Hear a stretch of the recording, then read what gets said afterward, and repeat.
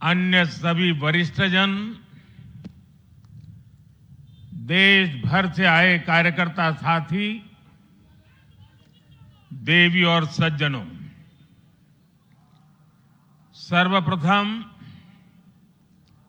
माननीय नितिन नबीन जी को दुनिया के सबसे बड़े राजनीतिक दल का अध्यक्ष चुने जाने पर बहुत बहुत बधाई देता हूं, बहुत बहुत शुभकामनाएं देता हूं। बीते कई महीनों से संगठन पर्व यानी कि पार्टी का छोटी सी इकाई से लेकर के राष्ट्रीय अध्यक्ष चुनने की एक व्यापक प्रक्रिया 100% लोकतंत्र तरीके से भारतीय जनता पार्टी के संविधान के स्पिरिट को और उसमें बताई गई हर बात को ध्यान में रख करके लगातार चल रही थी। आज उसका विधि पूर्वक समापन हुआ है। संगठन पर्व का ये विशाल आयोजन भारतीय जनता पार्टी की लोकतांत्रिक आस्था, संगठनात्मक अनुशासन और कार्यकर्ता केंद्रित सोच का प्रतीक है। मैं देश भर के कार्यकर्ताओं का इस प्रक्रिया को सफल बनाने के लिए बहुत बहुत अभिनंदन करता हूं। साथियों, बीते 1-1.5 वर्षों में डॉक्टर श्यामा प्रसाद मुखर्जी की 125वीं जयंती का पर्व,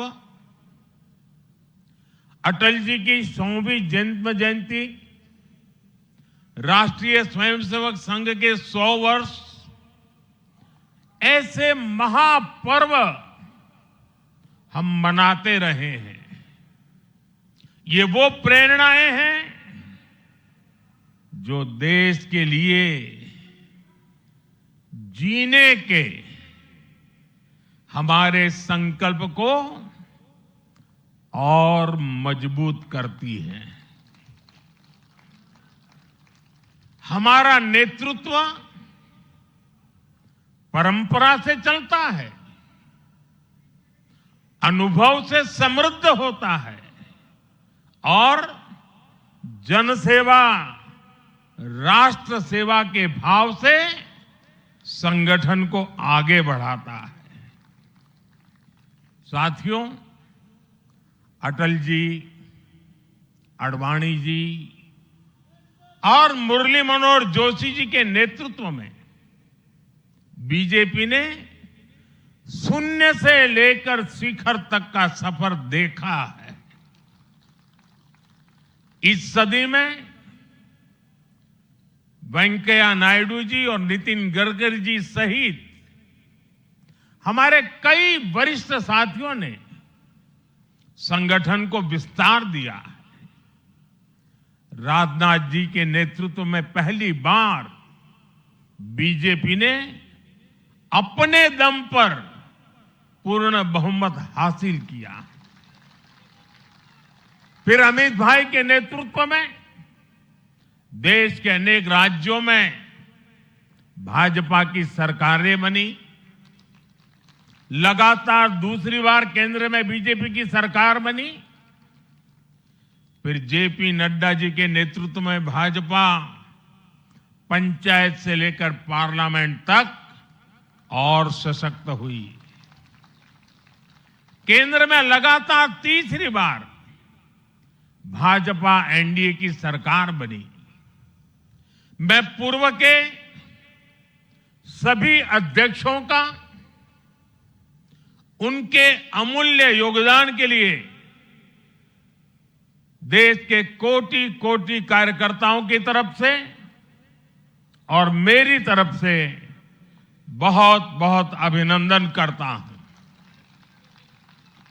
साथियों, आप जानते हैं आज भाजपा का जितना फोकस संगठन के विस्तार पर है, उतनी ही बड़ी प्राथमिकता कार्यकर्ता के निर्माण की भी है।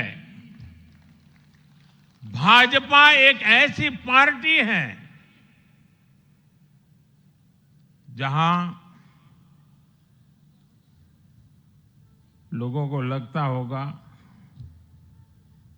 कि नरेंद्र मोदी देश के प्रधानमंत्री है, तीसरी बार प्रधानमंत्री बने, 50 साल की छोटी आयु में मुख्यमंत्री बन गए, 25 साल से लगातार हेड ऑफ द गवर्नमेंट रहे हैं।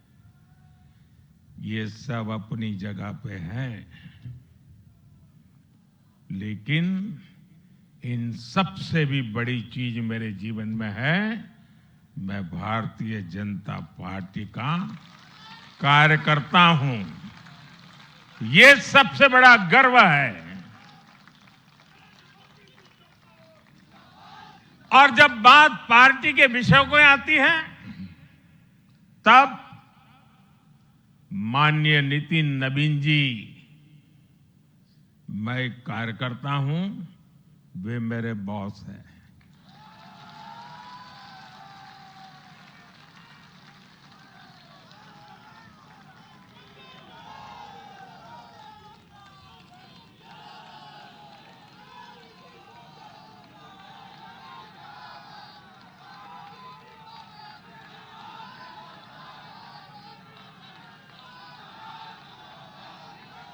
अब माननीय नितिन नवीन जी हम सभी के अध्यक्ष हैं।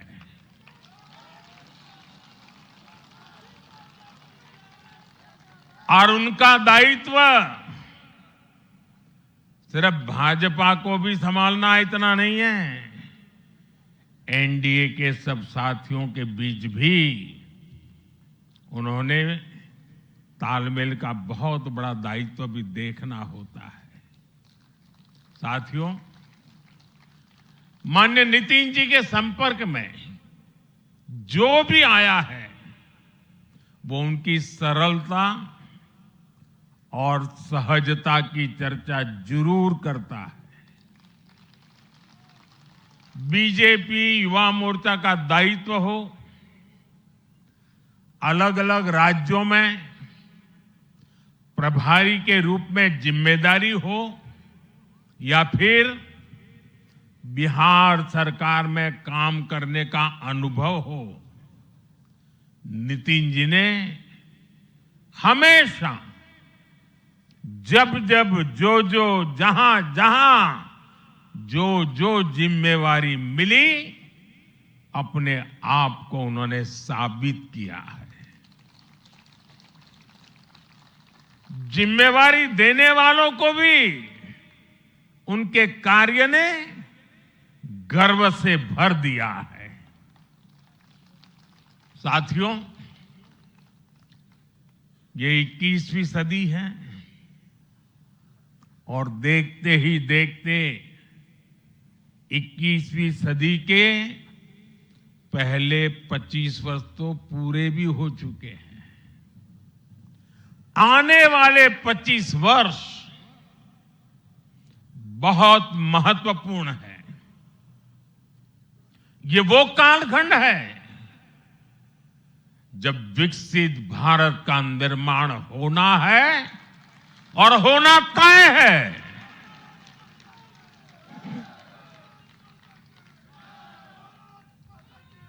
इस महत्वपूर्ण कालखंड की शुरुआत में हमारे माननीय नितिन नवीन जी बीजेपी की विरासत को आगे बढ़ाएंगे, मैं आजकल के युवाओं की भाषा में कहूं तो नितिन जी खुद भी एक प्रकार से मिलेनियल है। वो उस जनरेशन से हैं जिसने भारत में बड़े आर्थिक, सामाजिक और टेक्नोलॉजिकल परिवर्तन होते देखे हैं। वो उस जनरेशन से हैं जिसने बचपन में रेडियो से सूचनाएं पाई और आज एआई के भी एक्टिव यूजर है। नितिन जी के पास युवा ऊर्जा भी है और संगठन में कार्य का लंबा अनुभव भी है। ये हमारे दल के हर कार्यकर्ता के लिए बहुत उपयोगी होगा। साथियों, इस वर्ष जनसंघ की स्थापना को 75 वर्ष हो रहे हैं और मैं आज इन 75 वर्ष लगातार लक्षावधि कार्यकर्ताओं ने, अनेक परिवारों ने, अनेक पीढ़ियों ने जो त्याग, तपस्या और बलिदान दिए हैं, मैं उनको आदरपूर्वक नमन करता हूं। जनसंघ रूपी वटवृक्ष से ही भाजपा का जन्म हुआ और भाजपा दुनिया के सबसे बड़ा राजनीतिक दल बन चुकी है। और ये सिर्फ भाजपा के कार्यकर्ताओं के लिए गौरव का विषय है इतना नहीं है। देश के राजनीतिक समीक्षकों को दुनिया को ये बात बतानी चाहिए कि भारत एक ऐसा देश है जिसकी रगों में इसकी मजबूती से लोकतंत्र चल रहा है, कि जहां दुनिया की सबसे बड़ी पॉलिटिकल पार्टी है। साथियों, बीजेपी एक संस्कार है। बीजेपी एक परिवार है। हमारे यहां मेंबरशिप से भी ज्यादा रिलेशनशिप होती है। बीजेपी एक ऐसी परंपरा है जो पद से नहीं, प्रक्रिया से चलती है। हमारे यहां पदभार एक व्यवस्था है और कार्यभार ये जीवन भर की जिम्मेदारी है। हमारे यहां अध्यक्ष बदलते हैं लेकिन आदर्श नहीं बदलते। नेतृत्व बदलता है लेकिन दिशा नहीं बदलती। साथियों, भाजपा का स्वरूप नेशनल है। भाजपा का स्पिरिट नेशनल है, क्योंकि हमारा जुड़ाव लोकल है। हमारी जड़ें जमीन के नीचे गहरी हैं। इसलिए भाजपा रीजनल एस्पिरेशन को प्लेटफॉर्म देती है,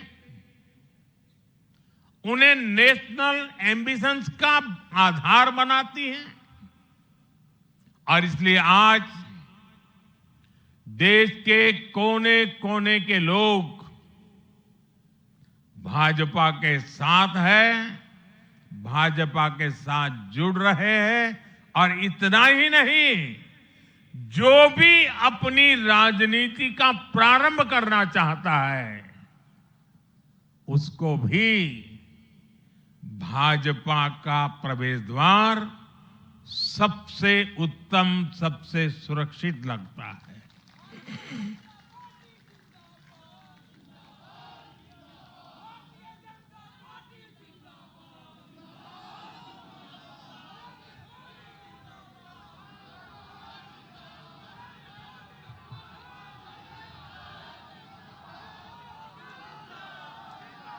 साथियों,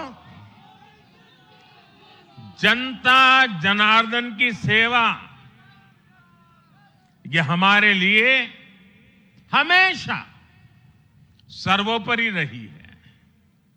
हमने सत्ता को सुख का नहीं बल्कि सेवा का माध्यम बनाया है। इसलिए भाजपा पर जनता का विश्वास निरंतर मजबूत होता गया है।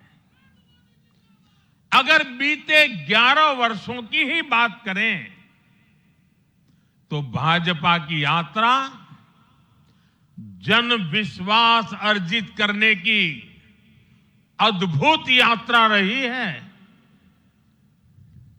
बीते 11 वर्षों में बीजेपी ने हरियाणा, असम, त्रिपुरा और ओडिशा में पहली बार अपने सामर्थ्य से सरकार बनाई। पश्चिम बंगाल और तेलंगाना में भाजपा जनता की एक बड़ी आवाज बनकर उभरी है। अक्सर होता यह है कि लंबे कार्यकाल के बाद सरकारों के लिए टिके रहना मुश्किल होता है, लेकिन बीजेपी ने इस ट्रेंड को भी तोड़ दिया है। गुजरात हो, मध्य प्रदेश हो, महाराष्ट्र हो, बिहार हो, इन सभी राज्यों में कई कार्यकाल के बावजूद बीजेपी पहले से भी बड़े जनादेश के साथ सरकार में लौटी है। साथियों, बीते 1.5-2 वर्षों में तो भाजपा पर जनता का भरोसा और मजबूत हुआ है। विधानसभा हो या स्थानीय निकाय, बीजेपी की स्ट्राइक रेट अभूतपूर्व रही है। इस दौरान देश में 6 राज्यों में विधानसभा चुनाव हुए हैं। इनमें से 4 चुनाव बीजेपी एनडीए ने जीते हैं। साथियों, आज भाजपा सिर्फ संसद और विधानसभा की नहीं बल्कि नगर पालिकाओं और नगर निगमों में भी पहली पसंद है। और इसका ताजा उदाहरण अभी हमारा महाराष्ट्र है। हाल में जो मेयर और पार्षदों के चुनाव परिणाम सामने आए, अभूतपूर्व है। बीजेपी महाराष्ट्र के स्थानीय निकायों में नंबर 1 पार्टी बनी है। कुल 29 में से 25 बड़े शहरों की जनता ने बीजेपी एनडीए को चुना है। कुल जितने पार्षद जीते हैं उनमें से 50% बीजेपी के हैं। ऐसे ही केरला में भी आज बीजेपी के करीब 100 पार्षद हैं।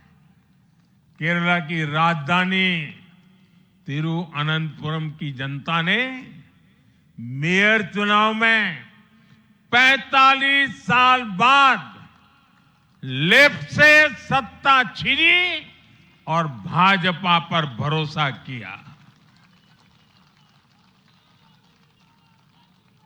मुझे पूरा विश्वास है कि आने वाले विधानसभा चुनावों में भी लोग केरला में बीजेपी को अवसर जरूर देंगे। साथियों, बीजेपी निरंतर जीत रही है, उसका विस्तार हो रहा है। ये निश्चित तौर पर हम सभी के लिए गर्व का विषय है, लेकिन हम ये सभी के लिए बहुत बड़े दायित्व का बोध भी है और दायित्व बोध का समय भी है। कभी भाजपा ने पार्टी विद अ डिफरेंस के रूप में अपनी यात्रा शुरू की थी। आज बीजेपी पार्टी ऑफ गवर्नेंस भी है। देश ने के आजादी के बाद शासन के अलग अलग मॉडल देखे हैं। कांग्रेस के परिवारवाद का मॉडल, लेफ्ट का मॉडल, क्षेत्रीय दलों का मॉडल, अस्थिर सरकारों का दौर, ये सब मॉडल देख चुका है। लेकिन आज देश स्थिरता, सुशासन और संवेदनशीलता वाला भाजपा का विकास मॉडल देख रहा है। साथियों, ये भाजपा ही है जिसने सामाजिक न्याय के नारे को सच्चे स्वरूप में जमीन पर उतारा है। हमने गरीब कल्याण की योजनाओं को सरकारी फाइलों से निकालकर गरीब के घर तक पहुंचाया है। साथियों, मैं आपको कुछ उदाहरण देता हूं। आजादी के 70 वर्ष बाद सिर्फ 3 करोड़ ग्रामीण परिवारों तक ही पाइप से पानी पहुंच पाया था। माताओं बहनों की पीड़ा, पानी के लिए उनके संघर्ष की सूध लेने वाला कोई नहीं था। और मुझे याद है, मैं जब गुजरात में राजनीतिक क्षेत्र में नहीं आया था, सामाजिक जीवन में काम करता था, तो हमारे यहाँ एक धंधुका करके स्थान है, वहां मैं जाता था। तो वो मुझे वहां के लोग कहते थे कि आप यहां रात को मत रुकिए और जब भी आपका दौरा हो तो सुबह 10 बजे के बाद आइए। नॉर्मली मेरा नेचर रहता था कि हर नए स्थान पर जात के रात को रुकूं, कार्यकर्ताओं से मिलूं। लेकिन धंधुका वाले मना करते थे। क्यों? वो कहते पानी नहीं है, सुबह हम आपको स्नान करने के लिए पानी नहीं दे पाएंगे। वहां तो कहावत चलती थी कि बेटी को बंदूकें दो लेकिन धंधुके मत दो, यानी उसको बंदूक लगा मार दो लेकिन धंधुके में शादी मत करो। पानी नहीं था। ये दर्द मैंने देखा है।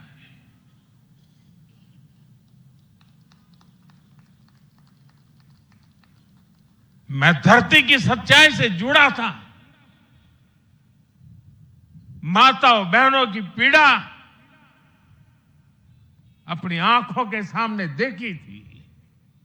और तब हम जल जीवन मिशन लेकर आए और सिर्फ 5-6 साल में 12 करोड़ से ज्यादा परिवारों को नल से जल की सुविधा से जोड़ा।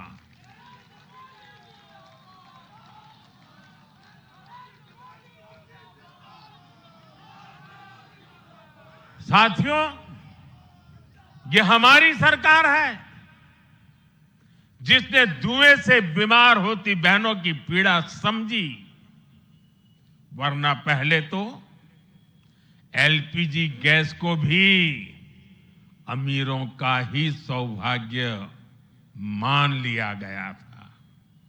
भाजपा ने पूरी संवेदनशीलता के साथ हर घर को एलपीजी गैस कनेक्शन से जोड़ने का अभियान चलाया। वर्ष 2014 तक जहां सिर्फ 14 करोड़ एलपीजी कनेक्शन थे, आज देश में 33 करोड़ से अधिक गैस कनेक्शन है। ऐसे ही गांव की बहनों को लखपति दीदी बनाने का अभियान है।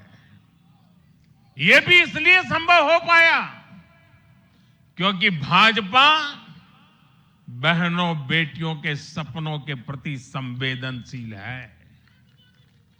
साथियों, एक जमाना था, हम भी सुनते थे कि फलाना परिवार वो तो लखपति परिवार है, ढीकना परिवार लखपति परिवार है, यानी लखपति होना बहुत बड़ी बात मानी जाती थी। ये मोदी है जो सपने देखता है कि मेरे गांव की गरीब मां भी लखपति दीदी बनेगी।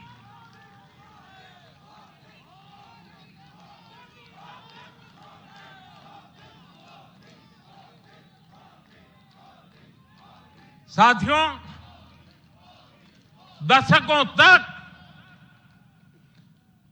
आदिवासी समाज को सिर्फ वोट बैंक से जोड़कर देखा गया, लेकिन संवेदनशील भाजपा ने, भाजपा के हमारे संस्कारों ने समाज के प्रति समान भाव की हमारी परंपरा के कारण भाजपा ने आदिवासियों में भी सबसे पिछड़ी जनजातियों की पीड़ा को समझा, उनके विकास के लिए पीएम जनमन योजना बनाई।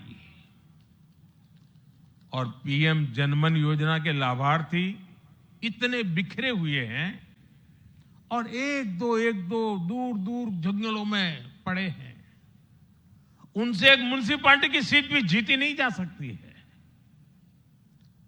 वोट के हिसाब से कोई उनकी तरफ देखेगा नहीं, लेकिन जब वोट से ऊपर उठ करके संवेदनाएं होती हैं, समाज का कल्याण हमारे संस्कार होते हैं, तो पीएम जनमन योजना जन्म लेती है। आदिवासियों में भी अति पिछड़ा संख्या में भले ही कम है, लेकिन उनके प्रति हमारी संवेदना में कोई कमी नहीं है। साथियों, हमारा नॉर्थ ईस्ट, वहां वोटर उतने नहीं है, सीट भी उतनी नहीं है, इसलिए कांग्रेस की सरकारों में उन्हें वर्षों तक उपेक्षित रखा गया। लेकिन संवेदनशील भाजपा ने नॉर्थ ईस्ट को दिल से भी जोड़ा और दिल्ली से भी जोड़ा। एक और उदाहरण आकांक्षी जिलों का है। हमारे देश में 100 से अधिक जिले ऐसे थे जिनको कांग्रेस सरकारें पिछड़ा घोषित करके भूल गई थी। इन जिलों को पनिशमेंट पोस्टिंग के लिए इस्तेमाल किया जाता था, यानी जिन अधिकारियों को सजा देनी होती थी तो उन्हें वहां भेजा जाता था। हमारी भाजपा सरकार ने इन जिलों को आकांक्षी जिले घोषित किया और प्राथमिकता के आधार पर इनके विकास के लिए काम किया। आज ये आकांक्षी जिले विकास के कई पैरामीटर्स पर अन्य जिलों से बेहतर प्रदर्शन कर रहे हैं, राज्य की एवरेज की बराबरी आकर के खड़े हो गए हैं। साथियों, भाजपा का मंत्र है पिछड़ों को प्राथमिकता, पिछड़ों को प्राथमिकता।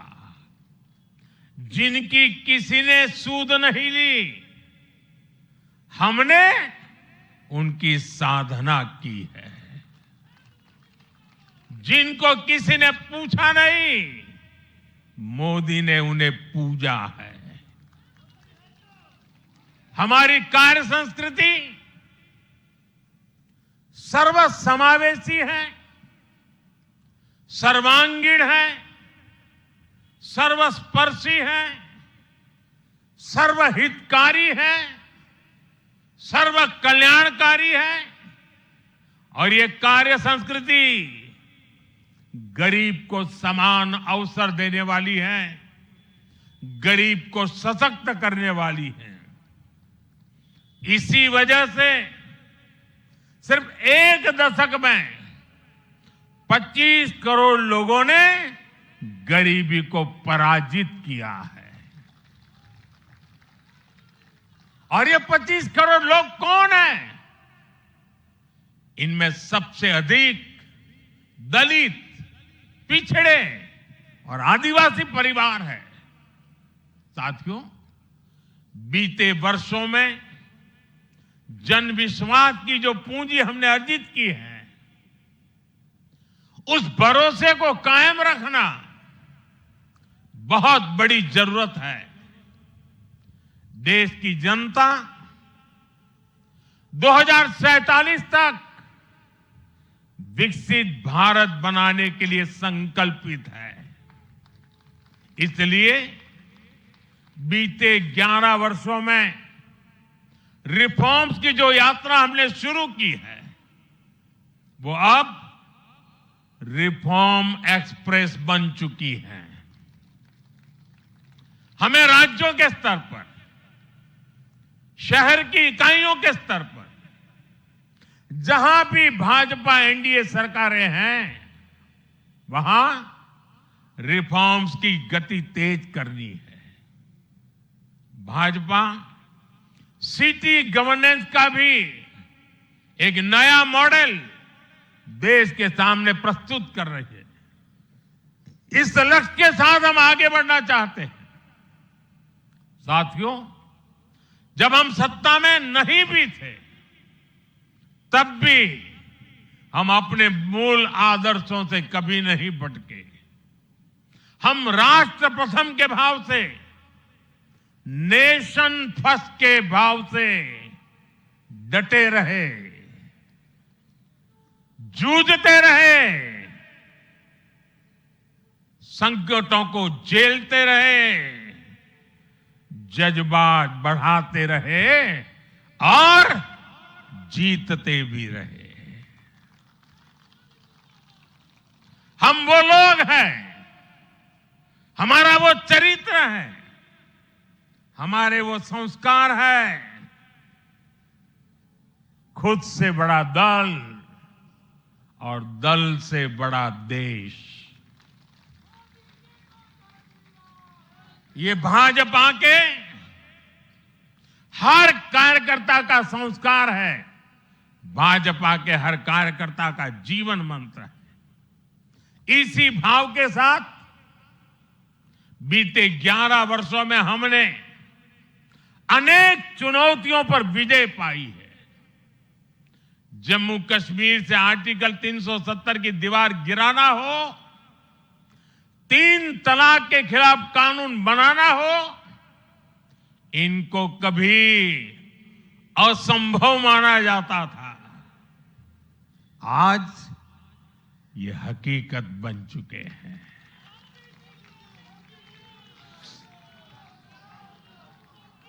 आज देश में माओवादी आतंक भी अपनी अंतिम सांसें गिन रहा है।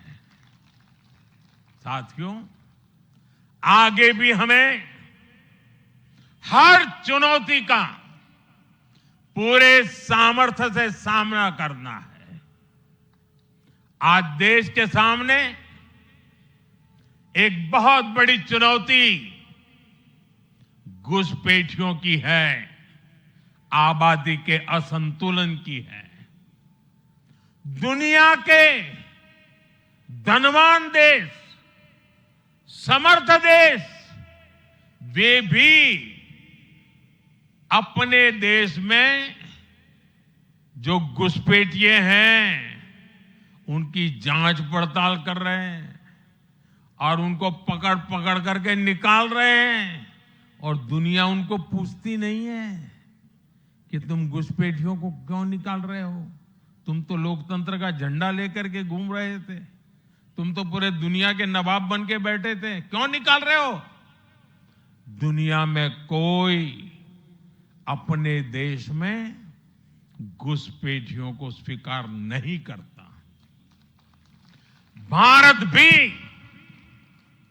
घुसपैठियों को अपने गरीबों, हमारे नौजवानों के हक कभी भी लूटने नहीं दे सकता।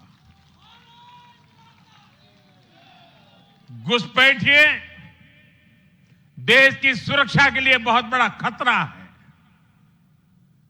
उनकी पहचान करके उन्हें वापस उनके देश भेजना बहुत आवश्यक है।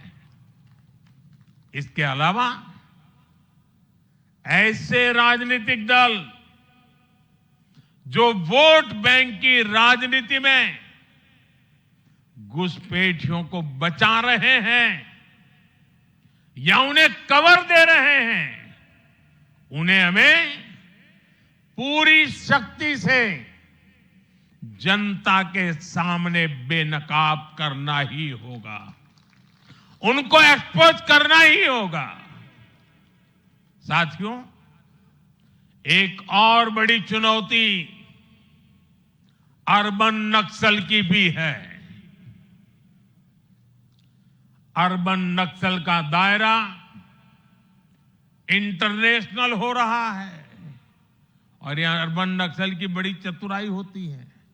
ये यहां मीडिया वाले इतने बैठे हैं ना, अगर साल में एकाध बार भी अगर मोदी की किसी अच्छी चीज को उन्होंने ट्वीट कर दिया या टीवी पे बोल दिया या अखबार में लिख दिया तो उस पत्रकारी तो ऐसी फजेत कर देते, उसके पीछे ऐसे पड़ जाते हैं, उसको अछूत बना देते हैं, भविष्य में वो कभी बोल ना सके ऐसा कर देते हैं। ये अर्बन नक्सल की स्टाइल है। हमको भी सालों तक ऐसा अछूत बना के रख दिया पूरे देश में भाजपा को। अब देश समझ गया है अर्बन नक्सलों के कारनामे। भारत को नुकसान पहुंचाने के लिए अर्बन नक्सली लगातार